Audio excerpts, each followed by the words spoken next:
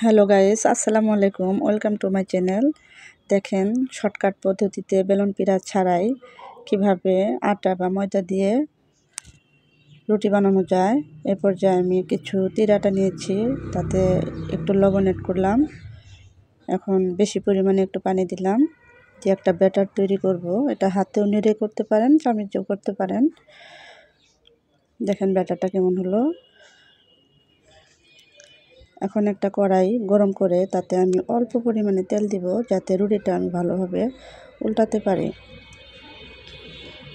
এটা বাচ্চাদের জন্য বা বড়দের জন্য খুব সুস্বাদু একটা নাস্তা। খুব শর্টকাট পদ্ধতিতে করে দিতে পারবেন, বাচ্চারা অনেক খুশি হবে। তো এ পর্যায়ে আমি 2 চামচ গোলানো আটাটা আমি কড়াইতে দিয়ে দিব।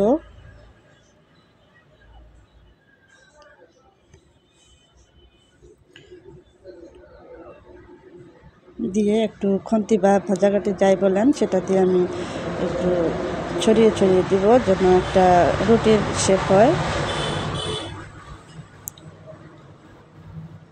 এভাবে একের পর একটা রুটি বানিয়ে নিব। তো আপনারা অনেক ডিম ভাজা খেয়েছেন, তবে বেশি পরিমাণে তেল দিয়ে ডিম ভাজলে সেটা একটা ডিমের গন্ধ থাকে না, ভালো একটা ফ্লেভার আসে। তো যাই হোক, নিয়ে নেবেন এভাবে।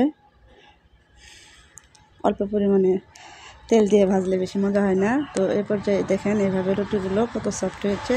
ভিডিওটি ভালো লাগলে লাইক কমেন্ট শেয়ার করবেন।